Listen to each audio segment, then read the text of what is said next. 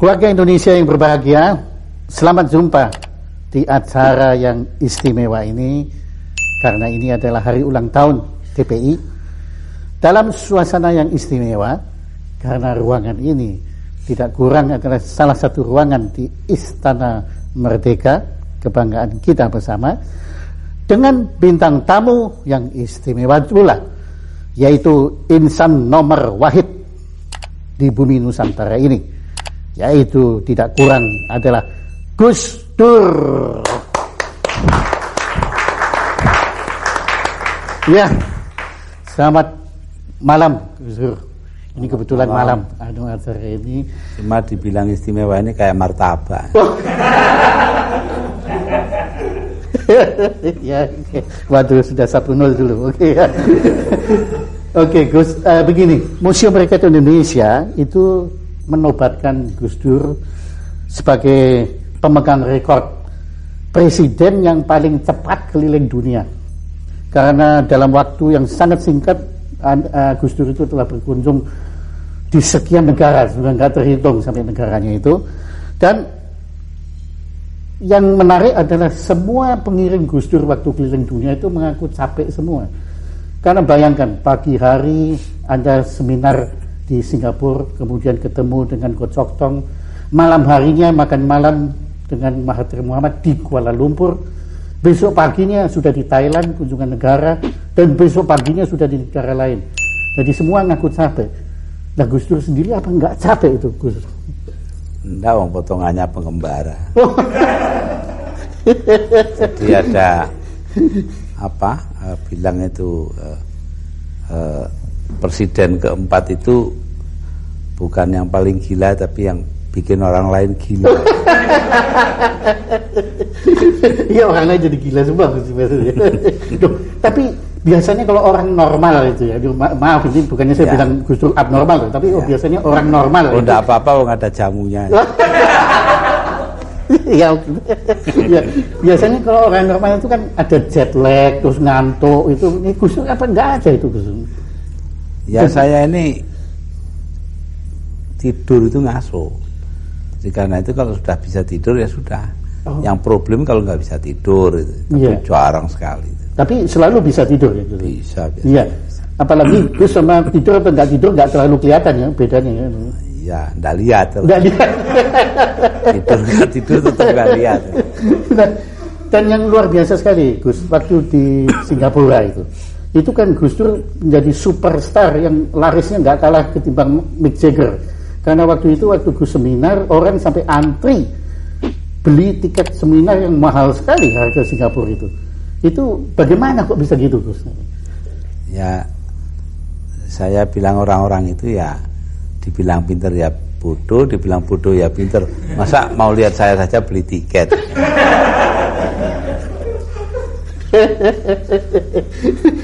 Tapi waktu itu Gus waktu itu ngomong tentang investasi Indonesia waktu itu. Ya.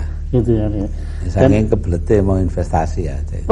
Jadi karena mereka sudah kebelet mau investasi itu ya. Dan yang menarik juga, konon saya nggak tahu benar ya, tapi Mbak Yani pernah cerita pada kami, itu Bill Clinton itu kan semula mau terima Gus Dur hanya setengah jam. Kemudian setelah ketemu Gus Dur ditunggu sampai 1,5 jam, jadi 90 menit nggak selesai, sampai kalau nggak salah protokolernya yang nyetop waktu itu. Kok bisa gitu lama? Ngapain aja berdua dengan Bill Clinton? Ya ngobrol, podo presiden. Saya ceritain kepada Bill Clinton, ya di belakang meja tulisnya itu, meja tulis presiden itu di tembok ada apa itu namanya, bolongan kecil gitu. Oh ya, itu dulu tempatnya Eisenhower naruh itu tongkat golfnya itu, golf stick. Oh iya. Nah, Presiden Kennedy lalu ngajak wartawan ke situ. Ini loh perpustakaannya Eisenhower.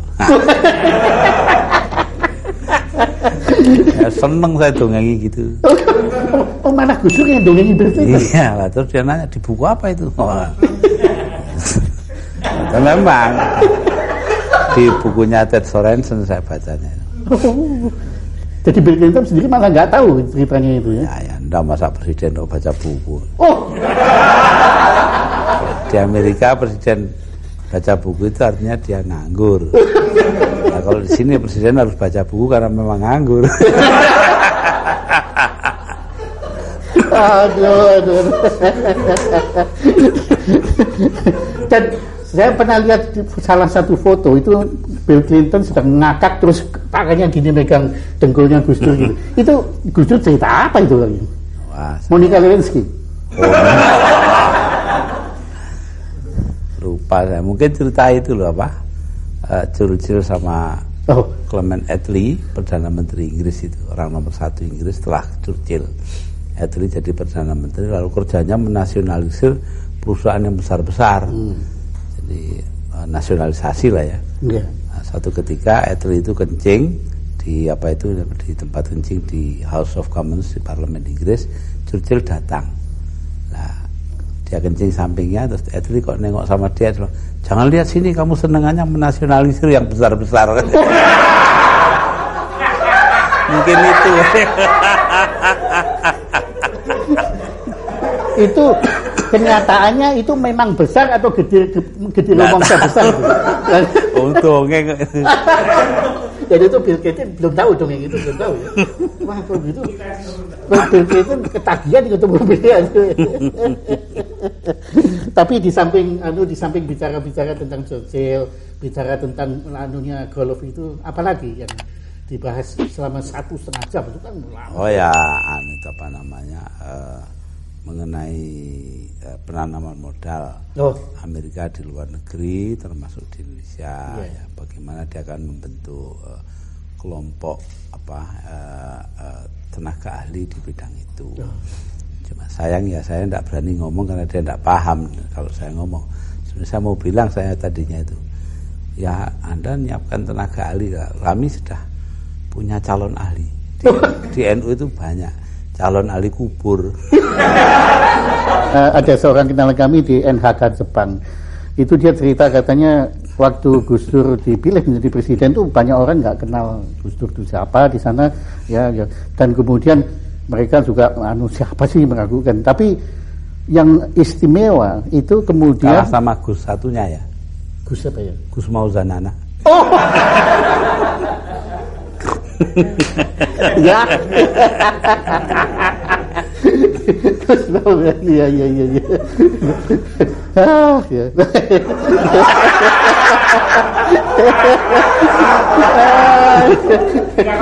Tinggal, kosong banyak sudah. Ya, apa tapi lupa kan. Oh ya, tadi jadi balik lagi. Tapi biasanya kan pertemuan di Jepang, apalagi upacara kenegaraan presiden ketemu perdana menteri itu selalu serius, sepi, kuburan. Tapi waktu Gus Dur datang itu ramainya bukan main, tawa macam-macam itu sana. Itu Gus Dur cerita apa di sana lagi di Jepang itu? Nah, itu nyifati ya. Karena saya bilang sama dia, sama Obuchi.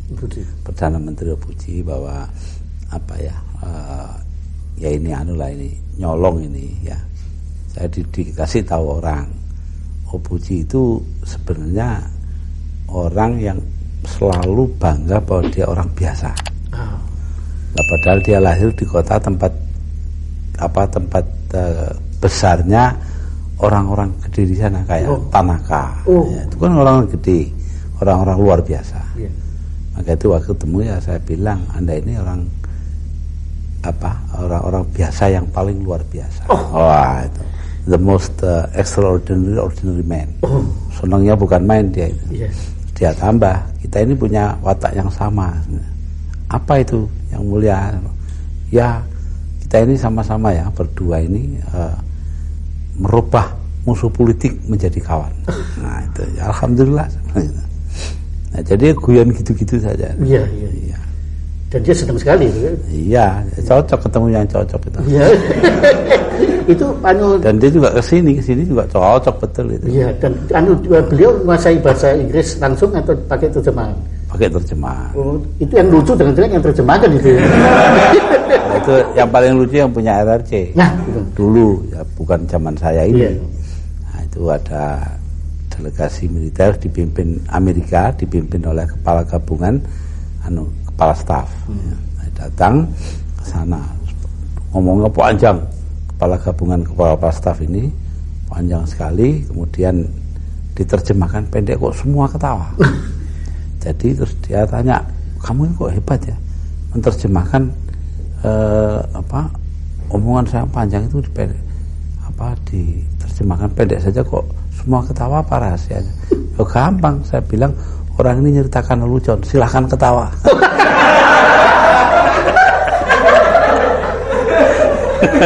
Ini mereka tertawa, saya nggak bilang lelucon tuh. Mereka ketawa semua. Nah, yang ramai lagi saya dengar waktu Anda ke Arab, itu Gus Dur kan pidato dalam bahasa Arab. Itu orang-orang Arab ketawa semua ya lucunya. Tapi yang paling lucu katanya orang-orang Indonesia yang tidak bisa bahasa Arab juga ikut ketawa waktu itu semua. Kenapa tuh, Gus? Nah, itu karena seperti kata Pak Yudhoyono, kami tidak bisa bahasa Arab. Kami ketawa karena melihat orang Arab ketawa.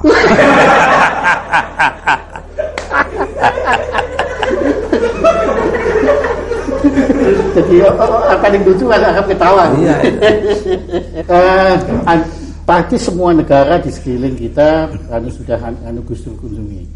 Kenapa justru Australia yang begitu dekat dengan kita kok dianaktirikan, kok nggak dikunjungi Gus Dur? Ya belum aja. Belum. Tapi bakal dikunjungi. Ya kalau pimpinan pemerintahnya bersikap rasional kepada kita gitu aja. Oh, jadi artinya sekarang nggak rasional? Ya terserah. Nah, yang jelas saya baca di koran dan juga dengar laporan bahwa dia, John Howard, Perdana Menteri, orang tersatu di sana, pidato di depan parlemen bahwa Indonesia menjadi tempat transitnya orang Timur Tengah yang menjadi imigran gelap ke Australia. Loh, mestinya ya begini, sebelum diomongin ke parlemen, omong dululah sama kita, kayak kita tidak punya duta besar saja. Dan juga kayak dia nggak punya duta besar di sini. Kemudian baru-baru ini Menteri Luar Negeri Alwi Siap ngomong sama saya. Dia ditemui oleh Alexander Downer, Menteri Luar Negeri Australia di Macau. Ya, di sana terus ngomong-ngomong katanya Alwi Siap pada dia, ya begini ya, kalau Anda betul-betul memperhatikan perasaannya orang Indonesia, ya berapa jauhnya sih Anda pergi dari Australia ke Indonesia kemudian pulang lagi? Kenapa kok sampai jadikan Indonesia ini sebagai tempat transit dari sini terus ke Singapura, kayak kita ini stasiun saja? Nah itu, oh ya nanti kita ke Jakarta pulang pergi. Ya sudah, ini ya karena kami mengira bahwa Indonesia itu langkah pertama lah dalam transit. Ya itu namanya Anda tidak ngerti perasaannya Indonesia. Nah, kalau ngerti kan tidak akan begitu. Iya. Jadi banyak misinformasi. Iya. Nah, menurut Gus Dur sekarang kalau Anda amati, apa di dunia saat ini, di planet bumi ini ada kepala negara yang lebih lucu ketimbang Gus Dur? Wah, tidak tahu saya. Belum tahu ya? Tidak tahu. Tapi kalau menurut Gus Dur dari... Kalau saya ini kesasar. Mestinya jadi pelawak kok jadi presiden.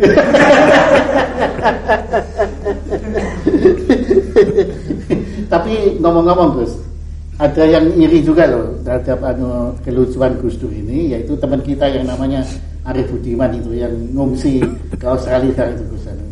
Dia itu kan pernah ngomong Gus Dur itu sekarang nggak ada waktu ngurusin negara karena waktunya habis untuk koleksi lelucon gitu. Nah itu gimana komentarnya si Arif itu kan? Ya nanti lihat buktinya aja, gitu aja. Negaranya tambah makmur, keamanan bertambah baik, rakyatnya hidupnya semakin meningkat, ya berarti saya walaupun lucu ya bisa ngatur negara, gitu saya. Kalau menurut saya bukan walaupun lucu, tapi karena lucu maka bisa ngatur negara. Wah itu Anda sendiri ya. Ya saya sama Arif terlalu bertentangan loh. Ya.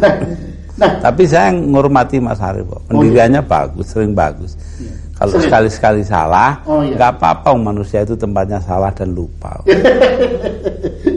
Nah, Gus, ngomong-ngomong dulu kan sebetulnya ya Gus itu kan tidak ada persiapan atau mempersiapkan diri untuk menjadi presiden sebetulnya. Ya lebih banyak siapnya kan? Ya, tapi tidak mempersiapkan diri. Nah gitu. Ya. Suruh jadi ya jadi. Iya. Gitu. Tapi kalau nggak salah kan sampai detik terakhir kan sebetulnya kan Gus juga tidak menduga kalau Gus terpilih menjadi presiden, betul kan? Sebetulnya sudah ada beberapa orang yang bilangin saya akan jadi presiden. Cuma ya saya diam aja ya. Soalnya bukan apa-apa. Ya kalau jadi ya, kalau enggak kan tambah sakit. Jadi saya diam aja. Ternyata jadi betul. Sekarang saya bingung mereka itu betul-betul apa ya, sakti apa tidak. Gaya hidup Gus kan waktu itu setelah menjadi presiden kan harus juga berubah. Oh iya. Protokoler, antara lain yang paling populer adalah kebiasaan Gus pakai sandal yang harus pakai sepatu itu. Iya. Itu rasanya gimana Gus waktu pertama? Oh ya, sampai sekarang kakinya masih panas saja itu. Dan saya senangannya baju pendek, saya harus baju panjang. Oh iya benar. Tapi ya sudahlah.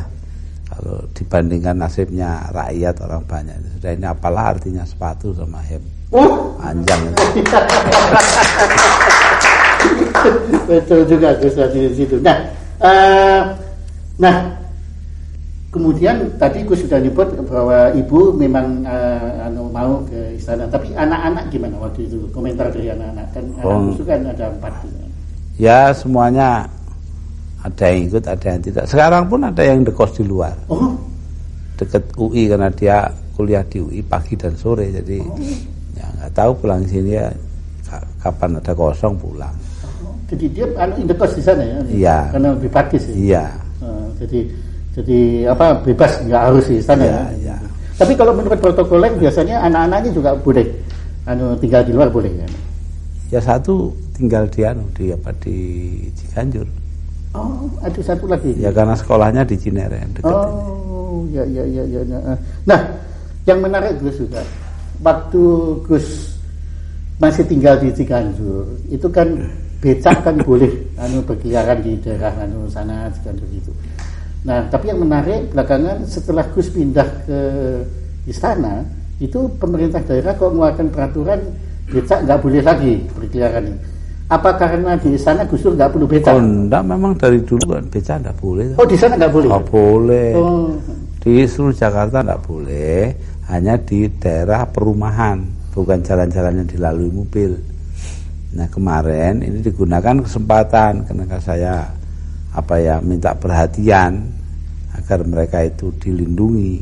Nah, pengertian dilindungi ini kalau pemerintah daerah ya nasibnya. Tapi kalau mereka ya boleh becak gitu loh. Padahal sudah saya ingatkan, masa manusia sama dengan kuda. Narik becak itu kan sama dengan kuda. Itu maksudnya orang yang larang becak itu. Nah, jadi ini ada ada perbedaan penafsiran. Iya. Jadi tidak hanya Quran saja, omongannya orang aja bisa ditafsirkan keliru. Iya.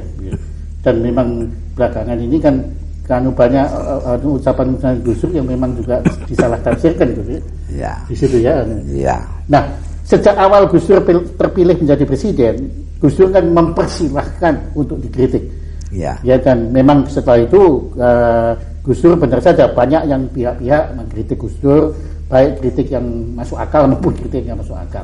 Tetapi antara lain sikap Gus Dur itu kan memang kadang-kadang misterius. Kadang-kadang kalau ngomong kan berhenti, kemudian kita terpaksa menafsirkan sendiri sehingga banyak orang-orang yang tidak kenal Gus Dur itu makin salah tafsir terhadap Gus Dur.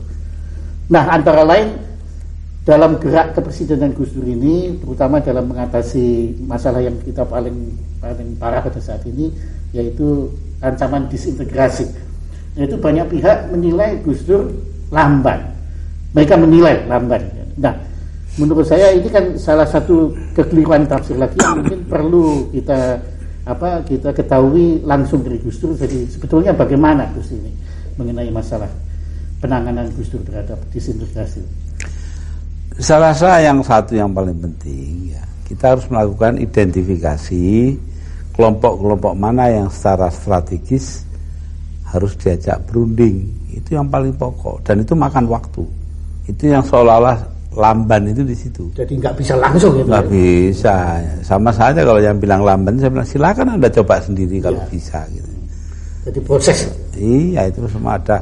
Seperti Aceh, sampai hari ini aja belum selesai. Ini barusan mau rekam ini, saya dapat dapat laporan bahwa keadaan di Aceh semakin panas. Itu satu contoh. Jadi tidak semudah yang kita inginkan. Tapi ya alhamdulillah pelan-pelan sudah mulai baik. Ya. Jadi dimana kalau perlu ya kita harus keras. Umpamanya contohnya di Maluku. Maluku itu saya minta kepada Laksamana Widodo sebagai Panglima TNI itu untuk bertindak keras, menggeledah rumah-rumah mencari senjata kan. Kemudian orang-orang dari sini yang bersenjata naik kapal laut sebelum mendarat di Maluku digeledah polisi dulu. Kalau ada yang senjata yang ada dipegang dengan orang-orang yang ditangkap. Jadi itu tidak segampang membalik tangan gampangnya lah. Jadi memakan waktu juga. Itu pun belum tentu tidak dibikin lagi karena ya ada oknum-oknum, ada yang sipil, ada yang bekas TNI segala macam itu untuk ingin mengganggu. Ya, kenapa? Karena privilege mereka atau kenyamanan mereka terganggu oleh keadaan sekarang. Reformasi ini ya. Iya. Jadi ini semacam upaya menstatus quo-kan posisi ini. Betul. Jadi seperti yang kemarin terjadi di Mataram sudah jelas semua. Jadi sebetulnya Gus Dur sudah tahu orang-orang itu. Sudah tahu semua. Nah, ini kita tidak bisa berbuat kan nggak ada bukti. Gitu. Nah itu Gus yang perlu supaya secara hukum kita harus membuktikan. Nah, ini orang yang nggak ngerti kan itu lamban segala macam. Nah, cari buktinya itu yang sulit. Iya. Karena mereka dalam melakukan itu cukup terampil sehingga jebakan-jebakan perangkap hukum itu nggak bisa kena semua itu. Persis. Jadi itu Gus saya kira yang perlu masyarakat Mas tahu supaya bisa memahami itu. Ya saya rasa memang itu yang perlu dimengerti oleh semua orang itu. Dan juga bahwa karena mereka itu istilahnya itu ada di di tempat gelap, kita di tempat terang. Mereka bisa ngelempar seenaknya. Jadi mereka bisa bikin kerusuhan di mana saja. Tetapi tidak usah takut. Pemerintah sudah bertekad untuk menyelesaikan masalah ini. Jadi begitu kejadian satu tempat langsung digarap, dan begitu digarap maka ya tentu saja mereka akan lari. Iya. Tapi jadi sikap dari pemerintah ini hanya bisa menangani kalau sudah terlanjur kejadian. Betul, memang. Tidak bisa preventif. Tidak bisa. Tidak bisa ya. Untuk preventif itu kalau sudah negaranya maju mungkin ya bisa. Nah, kita sabar. Iya. Saya sabar. Beberapa orang yang ngomongin tidak karu-karuan, saya tahu semua, saya dengerin aja. Nah, tapi nanti kalau sudah keterlaluan, sudah ganti aja orang ini. Iya. Jadi Gus Dur yakin kalau Gus Dur sebetulnya sudah punya kendali terhadap ini. Cuma perlu waktu ya. Ya itu. Betul. Waktu dan saya yakinkan kemarin seperti Go Chok Tong ya. Kemudian juga Van Artsen, Menteri Luar Negeri Belanda kemarin datang ya. Hari ini ya delegasi dagang dari Amerika. Kemudian juga Wakil Menteri Luar Negeri Inggris kemarin, Christopher, itu semuanya saya beritahu, tidak usah khawatir. Kalau memang EU masih ragu-ragu, jangan tanam di daerah yang ribut, taruh aja di Jawa, di mana gitu. Selektif jadi. Selektif, tidak ada masalah. Jangan dihubung-hubungkan seluruh daerah.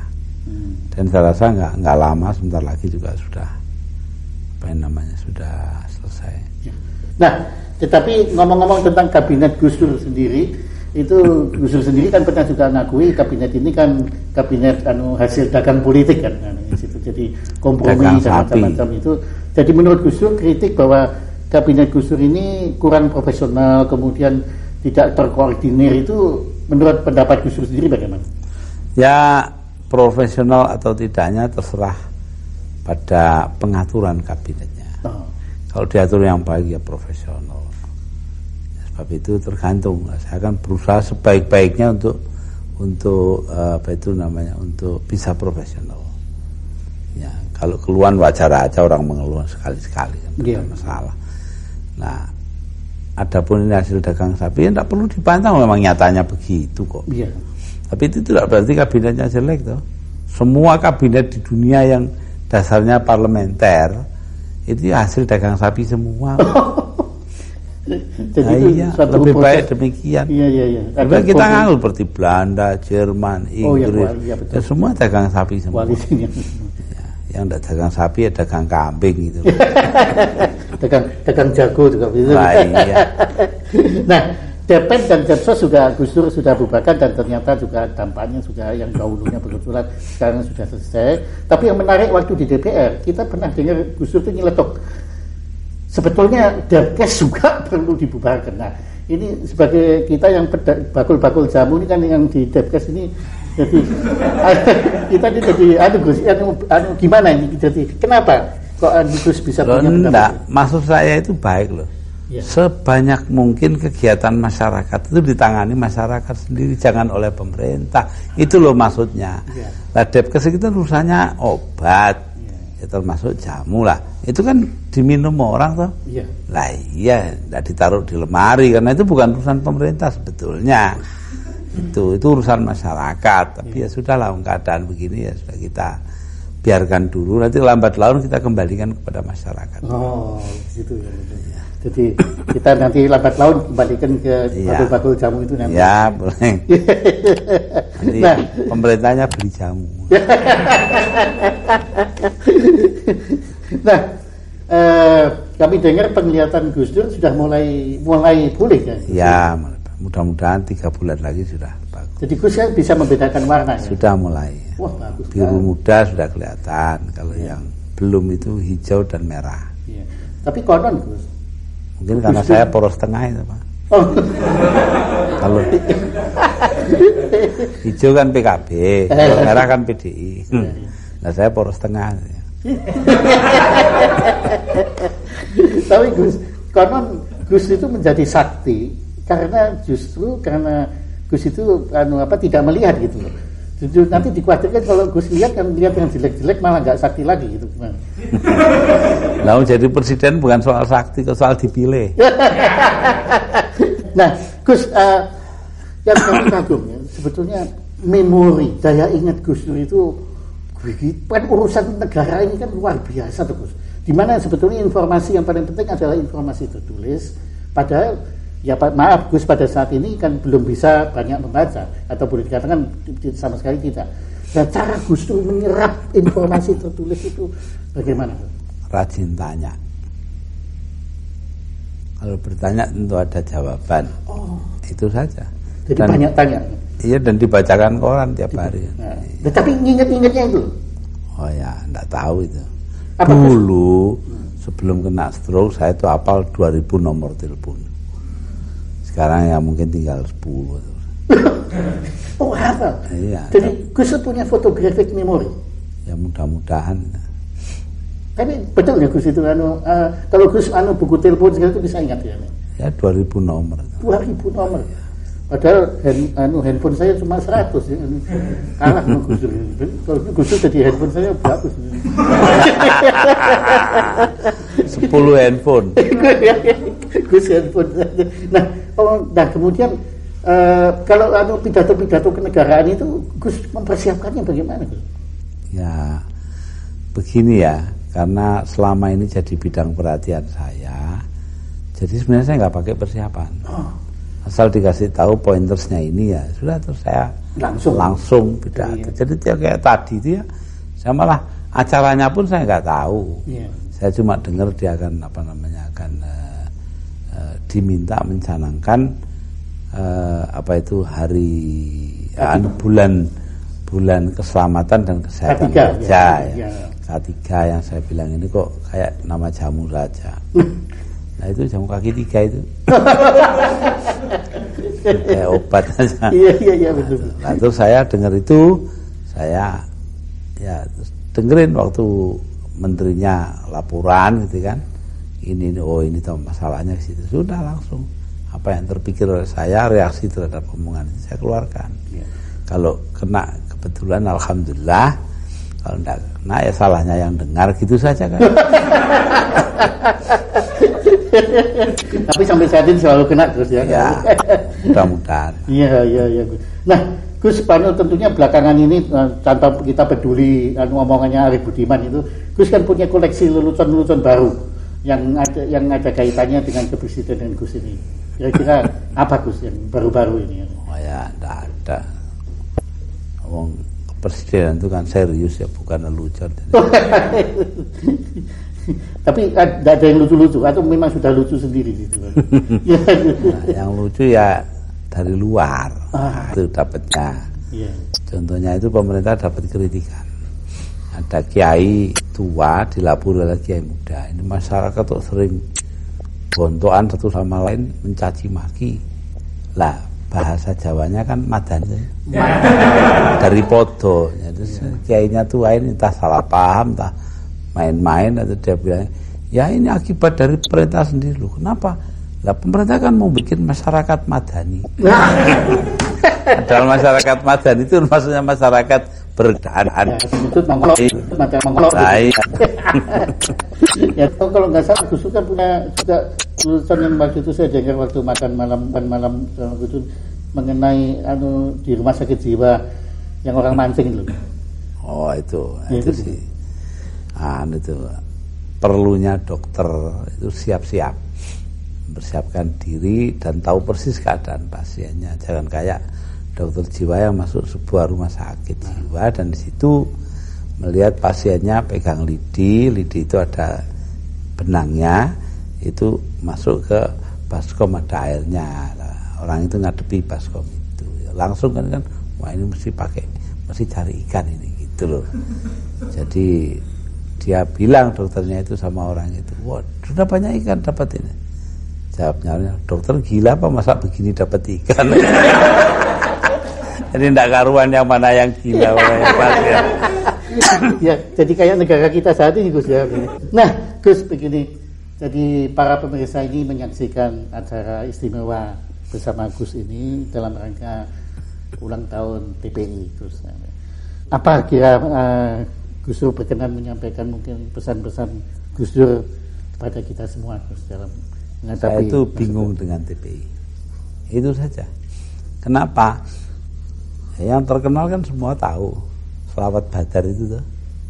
Jadi lagu Sholatullah Salamullah ala Rasulillah itu. Oh iya. Nah, itu ini dibikin oleh Kiai Ali dari Tuban dan dibuat aransemennya oleh Kiai Ahmad Siddiq dari Jember. Oh. Nah, orang yang tidak tahu Sholawat Badar namanya sih Badar. Badar itu ahli Badar, orang Badar itu perang. Lah ya lah, begitu kok minta damai itu loh. Kan ya aneh tuh, saya itu kok bingung. Loh orang minta perang kok minta damai kok nyanyi perang itu. Ya, enggak tahu, saya enggak ngelarang loh ya. Terserah mau TPI mau terus ya silakan, tapi bertentangan itu harapannya dengan nyanyiannya. Oh jadi itu termasuk kelirumologi itu Gus ya? Ya itu. Atau keliru mengerti. Sama dengan itu orang Indonesia yang naik kapalnya tenggelam, tinggal batang kayu yang besar, dan di situ ada orang Perancis sama orang Inggris. Nah, bertiga mereka di situ kedinginan, tahu-tahu ada botol liwat, pegang di saut kena, ternyata itu ada jinnya Aladin gitu. Wah saya jin Aladin, masing-masing boleh mengajukan satu permintaan. Wah kata Inggrisnya, saya lahir di London, kebangsaan saya Inggris, saya kawin dengan orang Inggris, teman kerja saya Inggris, semuanya Inggris, tolong saya dikembalikan ke London.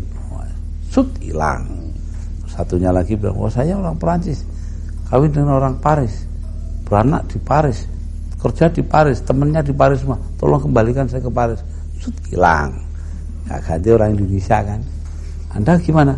Wah sini kok sepi ya, nggak ada temennya, tolong kembalikan yang tadi itu. Kumpul lagi ya.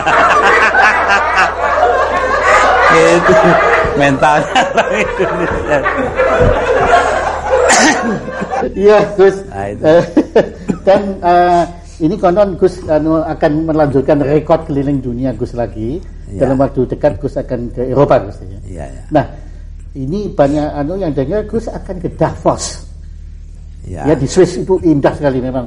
Kami pernah ke sana, daerahnya itu memang indah sekali gitu ya. Nah, Dan apalagi di bulan sekarang ini kan kondisinya sangat menarik di sana. Nah, Gus, kenapa Davos? Di sana berkumpul para pengusaha dan pemimpin pemerintahan. Saya kebetulan disuruh bicara. Oh, jadi karena itu saya akan dari seluruh dunia itu? Ya. Itu pertemuan apa? Pertemuan ekonomi sedunia ya? Ya, pertemuan ekonomi yang terpenting di dunia. Jadi saya disuruh bicara ya mengenai mungkin hubungan Islam dengan dunia usaha. Wow. Nah, dari sana saya mau ke Prancis, Inggris, Belanda, Jerman, Italia, termasuk bertemu dengan Sri Paus di Vatikan.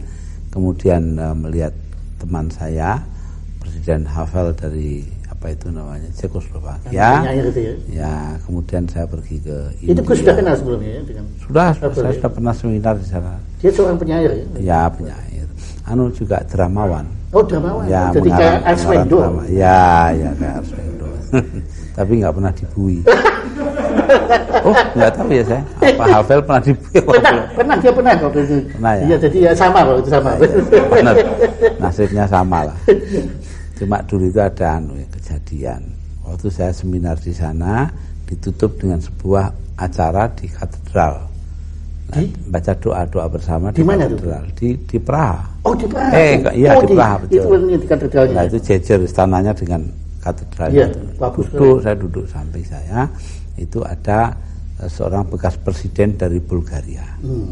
Orang ini dari kecil memang aktif di Partai Komunis.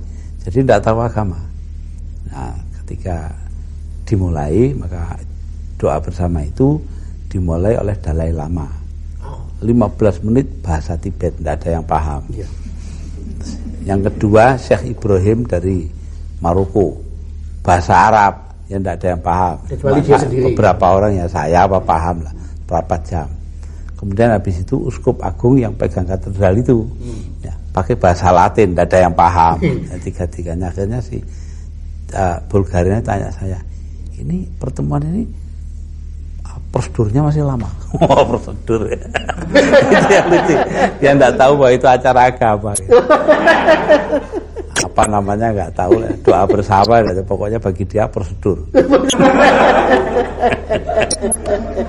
Kayak prosedur protokoler. Nah, itu dari Praha saya akan ke New Delhi. Berbicara di Jawaharlal Nehru University. Di samping ketemu dengan Perdana Menteri ya, dengan beberapa orang lain. Nah, kemudian 2 hari di sana saya ke Korea Selatan. 2 hari karena sudah janji dengan Kim Dae-jung. Kim Dae-jung ini saya anggap guru saya.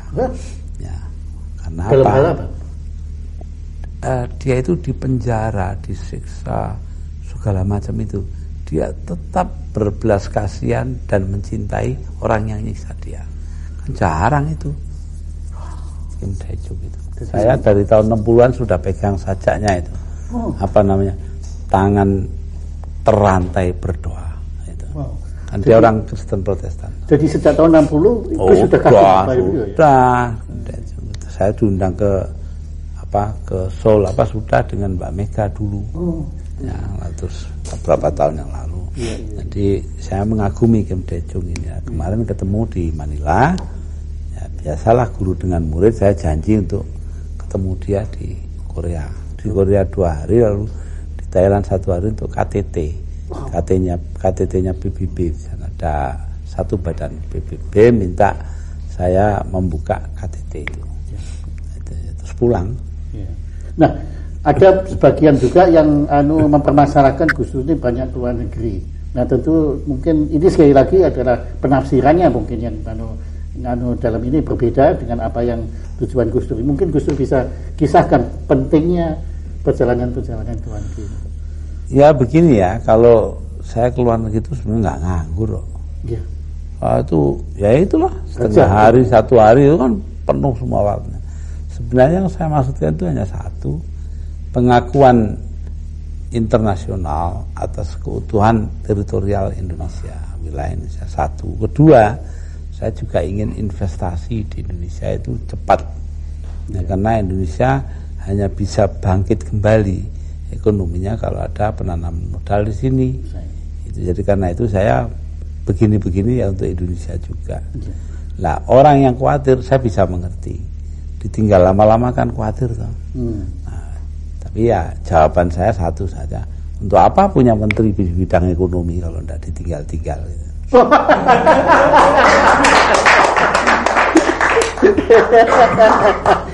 Sekarang betul-betul sebagai penutup Gus, ada pesan kepada kita semua Gus dalam menghadapi masa depan bangsa Indonesia tercinta ini. Saya rasa yang terpenting itu loh, kita harus punya rasa mengabdi kepada bangsa dan negara.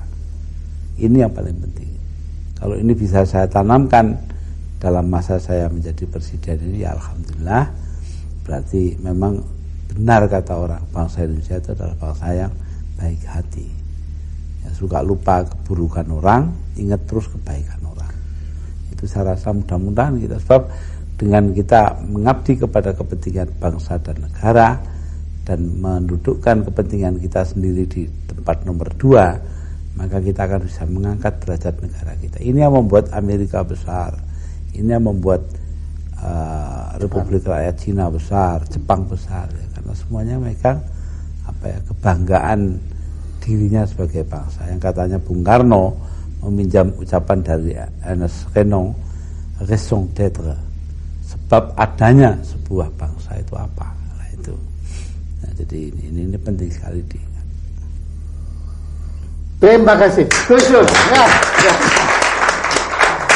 Demikian pemirsa bincang-bincang kita dengan Gus Dur, dan semoga dengan kehadiran Gus Dur dan penjelasan Gus Dur kita bisa lebih akrab dan lebih mengenal kepribadian sejati dari Gus Dur yang kita kagumi dan kita hormati dan kita cintai ini.